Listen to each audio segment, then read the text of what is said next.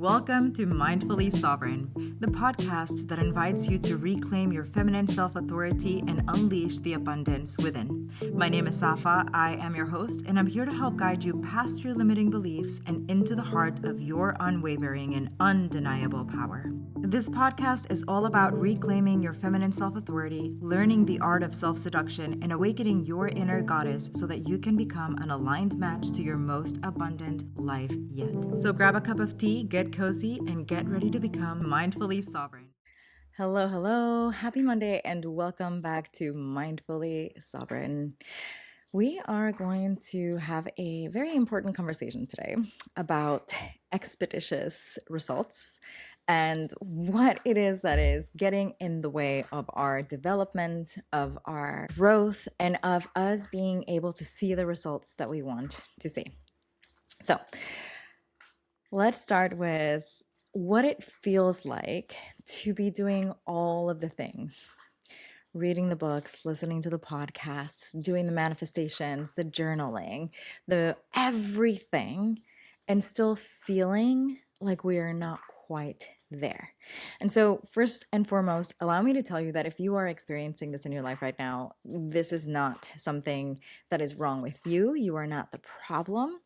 It's just that we haven't really finished the conversation. So in the last episode, we talked about how one of the issues with why we have landed ourselves back in the situation and in the position where we are shrinking ourselves, not just physically, but our power, our mental capacity, our voices, our ability to take up space in this world, is that when we started taking steps toward what felt like liberation to us, we never really went into the depth. We sort of stayed surface level, and it's the same when it comes to our healing, because we've started understanding, or we've related to healing in a very similar way to how we do other things in our lives. We see healing as this thing that if we just check off the boxes and we follow the pre-scripted idea of what these things should be like, look like, feel like, right? If we just do the things that we are quote unquote supposed to do, that we will achieve some sort of goal, that we will get to the finish line. We will have successfully liberated ourselves from our ego, or perhaps we will finally feel healed, whole, complete, happy, and have a life that no longer has any friction. And that's part of the issue. So what we're doing is we're looking at healing from a very surface level plateau, so to speak. And we think that by achieving things, we think that by collecting tools for healing, we think that by enacting certain things, putting setting certain parameters into motion, that we are going to get to that finish line, to that goal, and that the goal is going to look perfect and pristine and free from trouble, free from pain, free from any kind of friction that up until that point we might have experienced in our lives. And that's not the full picture. So I'm going to approach this conversation from the feminine embodiment side of things, because that is what I do. And I'm going to approach it from the personal sovereignty, right? The personal sovereign aspect of things as well, because those are my realms of masterful. Because those are my realms of expertise. That's where I thrive most. And that's what I do with myself, with my clients, in life. So I want you to start by understanding and recognizing that in this creation, in this universe, in this life, everything moves in cyclical patterns, right? So if you look at nature, for example, right now we are in the middle of moving, at the time as I'm recording this, we're in the middle of moving from springtime to summer, and we would have just left the winter fog, the sleepiness. Nature is finally blooming. I can look outside my window right now and see all of the trees, feel all of the effects of the pollen and my allergies. And I know that we are in the process of warming up. The weather is changing. It's feeling in my body as if I want to spend time outdoors and experiencing the sunlight and going to the beach. Perhaps I'm very far from the beach, but you know what I mean? Just being near a body of water, something that is going to feel cooling. Even in terms of nutrition, I'm starting to feel like something has to change. I want fruits and things that feel water filled, something that is going to be very supple, but very light, very crisp, very fresh. I don't necessarily want the heady, potatoey, denser side of nutrition that I was craving so much during the winter. And so why this matters is when we look at life from a cyclical point of view, we realize that even though we have been here before, we've had other winters, we have had other springs, we've had other summers and other falls, every single one of these, as they come around, have their own unique quality to them. Last fall might have felt very quick, and maybe we didn't get as much of a chance to enjoy our sweater weather, or perhaps it was a very long and beautiful fall and we experienced so much of it. We were out a lot, we were doing cider tastings, etc., right? But the next one around is going to be completely different. Same with every kind of season that we look at. Every season brings a new aspect. It's the same season, it's the same sort of like pattern, so to speak, right? But it brings with it something completely new. And in our lives, we experience this when we are integrating information, when we are learning to become embodied through our healing journey, when we are taking aspects of the self from the shadow space, the subconscious, right, into the forefront, the conscious mind, and inviting them to play an active role in our day to day lives.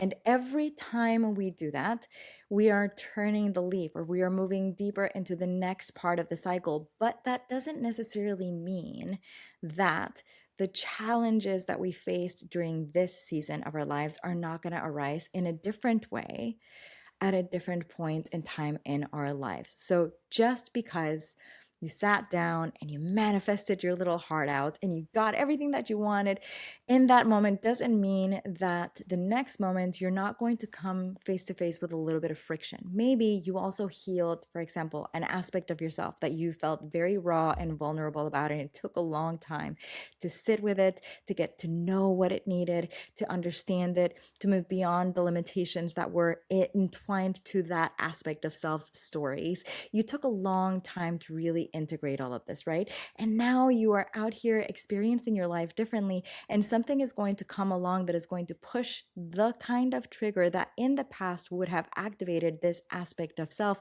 and yet it's going to feel different. And it may feel like it is activating that reaction all over again. But at this point, you have choices, and it's going to be a different kind of conversation that you are going to get to enter into with that trigger. You can either be at the effect of it, or you can choose to move into it differently and take charge from a place of personal sovereignty. You might also see it and be like, okay, I feel like this used to feel very dense and very activating for my nervous system, but right now I no longer feel that. Now this new thing feels activating for me in a new way, in a different part of my life for different reasons. And so now I get to explore that. And so what happens is that you get to have many different varying conversations with many different aspects of yourself as you develop, as you grow, as you heal, as you integrate, as you move forward in your life, as you better yourself, as you understand the world better, as you savor life more clearly, and as you experience it more deeply as well. So just because you are living something that might feel familiar, right? Maybe you've got a wound that really just feels raw still, and you thought that you healed it. Now you're face to face with something very similar and it hurts just the same, and you're like spiraling. I am here to remind you and to tell you that this is not the same wound. We've had this conversation before, and what I've explained is this imagery that a friend of mine beautifully shared with me that I still appreciate from her all these years later, is that a lot of times in our healing journey, we feel like we are in a hamster wheel and we're spinning that wheel. We're spinning, spinning, spinning, and we're just like not getting anywhere. What's actually happening is we are in a cylindrical shape, right? We're in a spiral staircase. And if you've ever been in a structure where you actually like get to see what the spiral staircase looks like, you will understand that along the way, right, there might be like little windows that you can look out. And so you're starting your ascent. And every time that you come up to the next window, the view is the same, except it's not the same because you're a little bit higher up. So maybe it perceptually seems like you're spiraling the same spot and you're looking at the same thing, but every time you've gone higher and higher and higher and higher, when you get to the top, you get an entirely different view of everything. So that's the same with our healing process.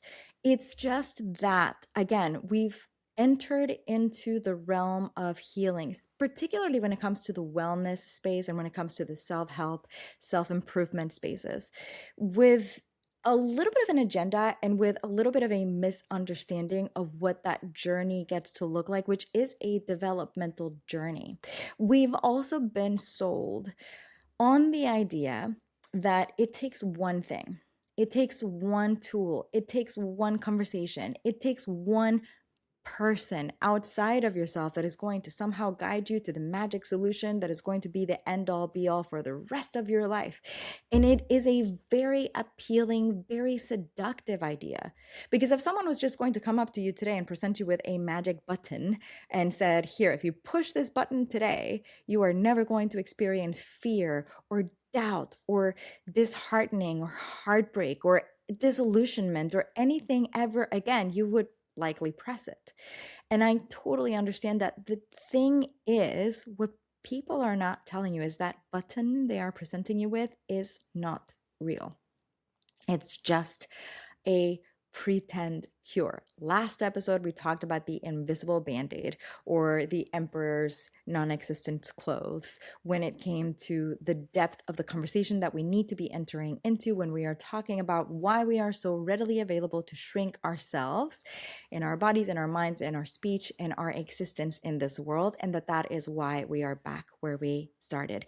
And it's the same with this conversation in terms of our healing. We feel like we have come not full circle, but just kind of like spun around in that wheel because we've been looking for the non-existent cure-all, end-all, be-all. And we've been putting these invisible band-aids over things without taking the time to go deeper and without understanding that what we are doing here is entering into a ever-evolving, almost everlasting relationship with ourselves.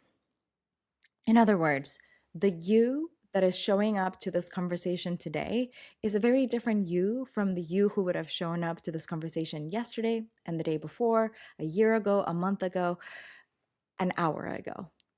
And that's okay. And you get to witness yourself in that different spot from a place of love and understanding and presence and care, meaning you get to care for yourself and establish a proper relationship with yourself through deep intimacy for the rest of your life. And what that means is that you get to explore the parts of your life where you're experiencing that friction, that resistance, those moments of difficulty, those moments where you do feel like, oh, I'm being triggered again. I thought I overcame this. You get to experience that with gentility and with the ability to enter into conversation with and seduce the parts of yourself that are present at the table right now.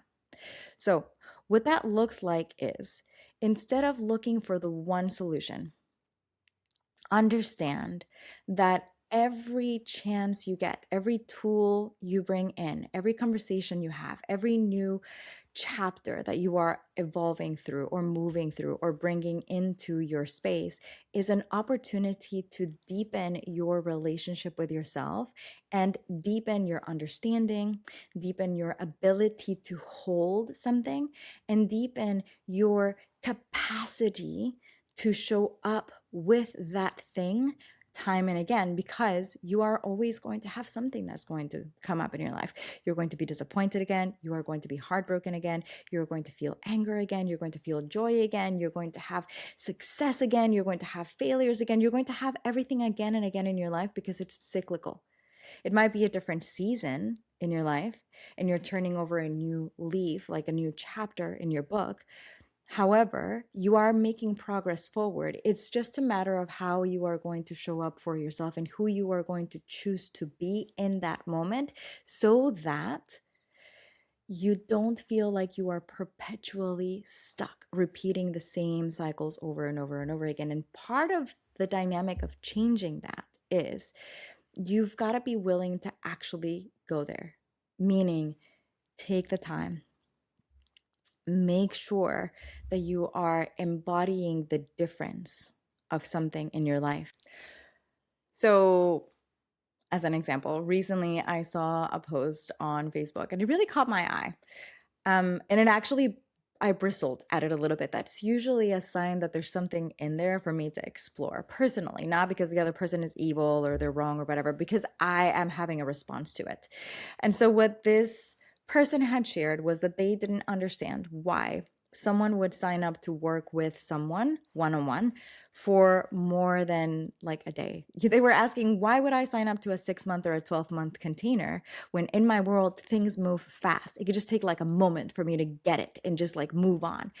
And it captured me. Like I said, something in me bristled at it a little bit and I thought it was interesting. And I wanted to go deeper with it because I felt that there was importance there. I recognized that the part inside of me that really bristled at it was the part inside me that as a child used to just assume that I knew how to do a thing by existing. Like, I was the kid who would show up to music class and assume that I knew how to play the piano just because I liked the piano. I would literally sit down and assume I just freaking knew how to do that. Meanwhile, the teacher's like, okay, well, no, you have to learn it. I already know. I know. You don't have to tell me. I can do this. I can play the piano was like what I used to say. And it probably was that petulant. That's why. And so when I saw this post, I think that part of myself really activated. And in conversation with her, I realized that she really firmly believed if she wasn't able to get something immediately and present proof that she was perfect at doing the thing right away, she was going to be ridiculed or she was going to be made to feel other. Because in school, I was actually the kid that did take a little bit longer. I took longer to understand things and I responded better to one-on-one attention more so than I did being in class with everybody.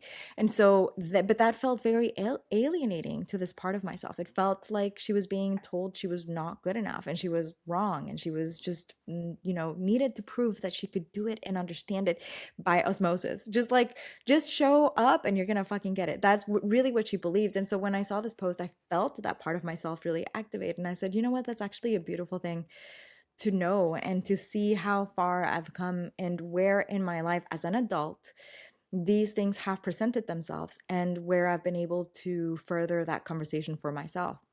And so there is indeed a time and a place and a way for everything. And so there's a time and a place and a way for us to move through things very quickly. Sometimes all it takes is one conversation. And all of a sudden, the person that we're listening to said the right word at the right time and the right tone of voice. And we are like, aha, I got it. My life has been changed forever. And that is amazing. And I've had those moments and we will continue to have those moments collectively, right, as people. And I think that's great. And I think that there is still worth and value and importance to the deepening of things. In fact, I couldn't not believe that, specifically because I work with the dark feminine so closely in my life and because I believe in her medicine so potently. So it's the medicine takes time in order to cure that, in order to take all of the poison out, to extract it, and to place the medicine in so that that medicine can seep into the tissue, into the sinew, into the bone, into the cells, into the structure of what it is that the healer is applying that salve to. We first have to sometimes, right, cut it open, take the rotten things away, clean, and the cleaning process is not pretty, like it hurts, right? Take all of that suppuration out and then enliven it and then infuse it with medicine and then allow it to seep in very deeply into what it is that we are bringing in. And so I hear it. I understand that, I have a little blemish I just saw. Little distraction.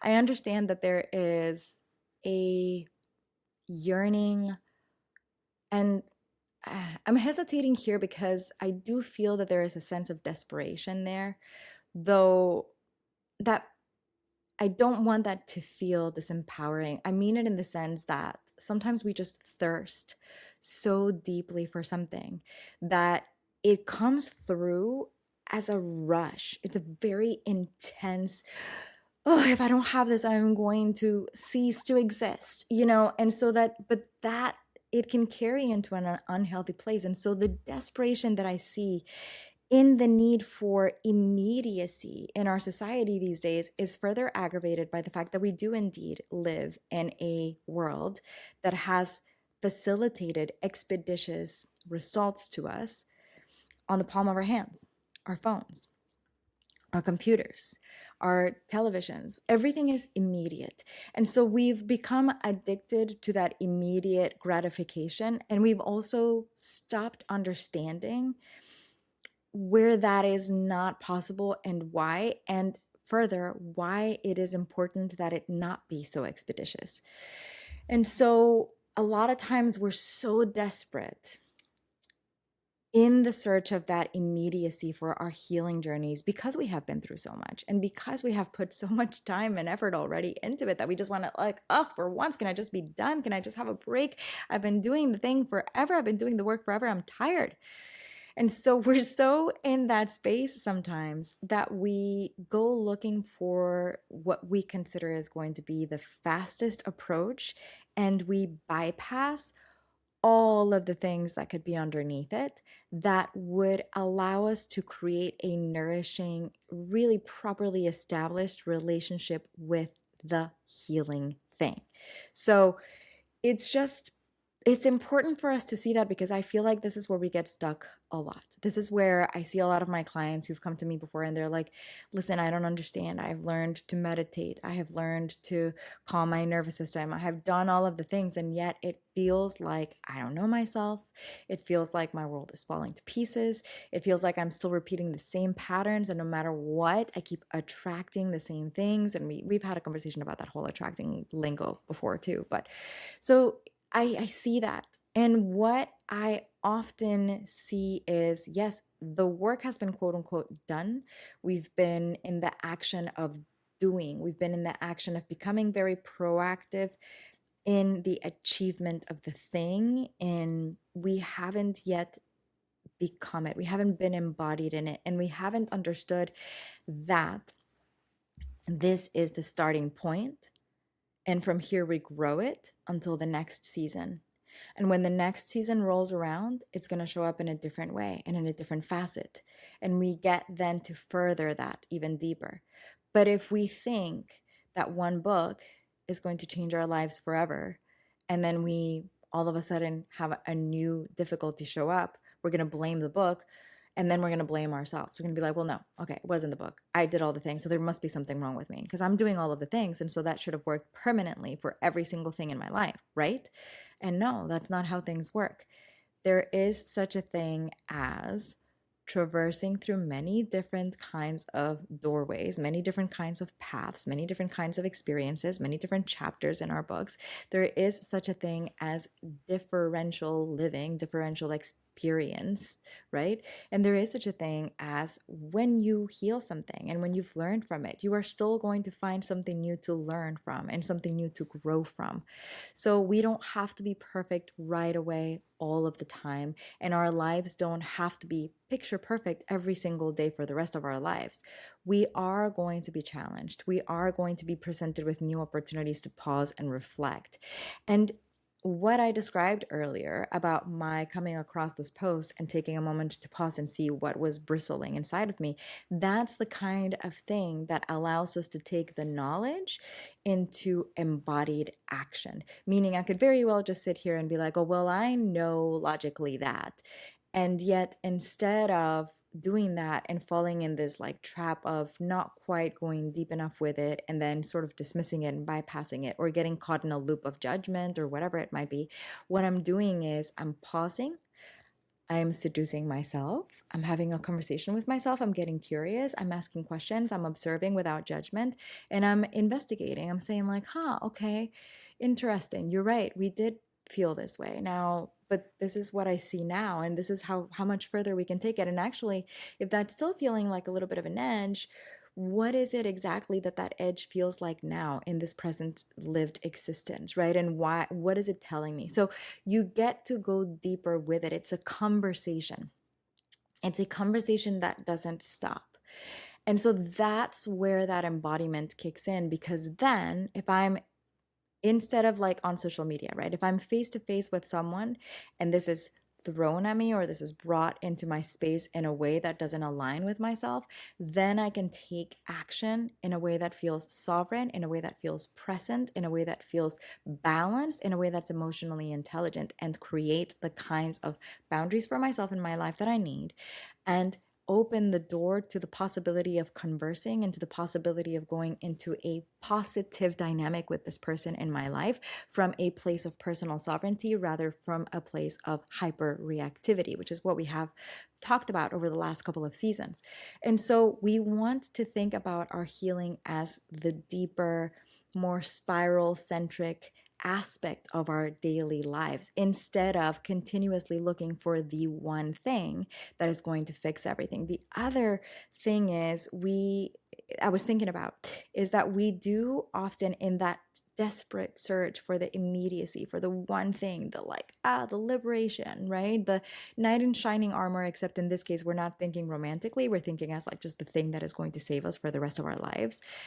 Is we also become very good at dismissing what's right in front of us. I can't tell you how many times I have seen or heard of people who are like, yeah, you're feeling all of that, but that's too low vibe. That's too negative. What if we like reframe it? They'll use the term reframe because a lot of times lingo becomes commonplace and sometimes very often misused or misunderstood. And so they'll say like, why don't we just reframe this and look at it from a positive point of view? And there starts to it starts begetting this like Pollyanna attitude that's very dismissive, that kind of cauterizes our ability to connect with ourselves more deeply, and that allows us to become not just sovereign of and within our emotions, but to take those emotions further and to really grow from them and to see depth and to see power from them and through them.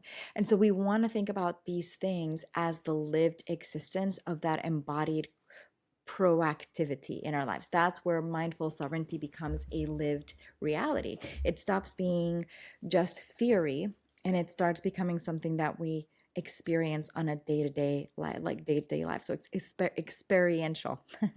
And so I just want you to take some time to think about the areas in your life where you are expecting expeditious development and without judgment, because it's fine. I get it.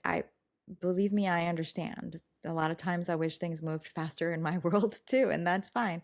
But I want you to take a look at where you are expecting that immediacy and where you're becoming a little desperate for it, and ask yourself if that might be why you feel like you've done all of the things and you still haven't gotten to where you want to go, if that's why the goal is still evading you. So once you do that, then we can take a look at the goal itself and have a conversation and place you at the helm in such a way that you can then bring that space into a lived reality without leaving you feeling like you are completely exhausted, depleted, you've got nothing else to give, you are just like bereft of life. And we can do this in a way that feels slow paced, that feels organic, that feels alive, that has a cyclical nature of its own, that follows its own way of expressing itself. Because remember, part of what's happening here is that we forget that life is cyclical. We forget that, we're having another spring, but it's a different spring altogether. So I want you to take a look at the places and the times in your lives where you have gone there and where you're expecting the expeditious response, where you want the immediacy, and why you want the immediacy, and why you believe that taking a little bit longer isn't going to be sufficient, or why you are afraid that it isn't going to be enough. And then from there, we can also take a look at what the tools are that you are utilizing and what they actually bring to the table, because not every tool is going to be appropriate for every person. I have one friend in particular who tried EMDR, for example, and she hated it. She had the worst time possible with it and ended up leaving it. And it, in her case, does tapping and it works for her. I have had beautiful results with EMDR and with tapping, and it just depends. And I have clients who haven't done either, and they have had beautiful results from doing something completely different, like a journal entry. So it just depends. Everyone is different, and everyone is different from day to day. And so we get to approach ourselves like that new creature every single day. And if you approach yourself like you are new every day, you get to ask yourself questions differently, and you get to look for answers in a different way, meaning you won't get so hung up on the fact that, oh my gosh, but I followed every step in the book to the letter, and I have a list and I went through it and I did it for 21 days and I should be better. There's something wrong with me. I don't know what's wrong with me. Instead of spiraling like that, you take the time to see what isn't working within your own internal environment.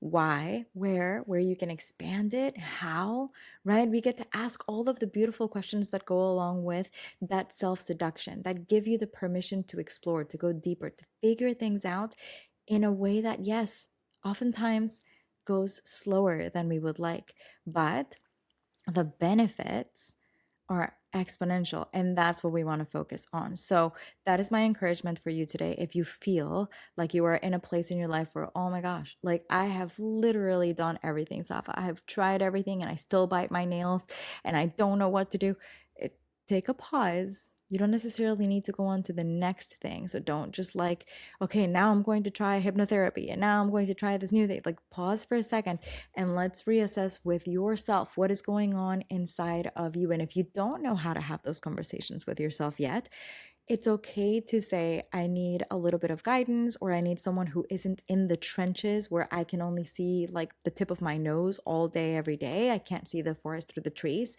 Then it's okay to reach out and say, hey, would you be my guide? And that would be my absolute pleasure. It is the work of my life. It is what I am here to do. And it would bring me so much joy. So if you want that, then reach out to me. You can find me on Instagram at mindfully sovereign. You can email me info@yoursoulfulgoddess. You know how to connect with me. I urge you to take your time and pause and observe this week. And I will talk to you again, not just in 2 weeks, but on Friday. And I want you to have a wonderful, slow time and to see what season in your life you are experiencing right now. So again, if you need me, at mindfully sovereign on Instagram, info@yoursoulfulgoddess.com. Have a wonderful rest of your day.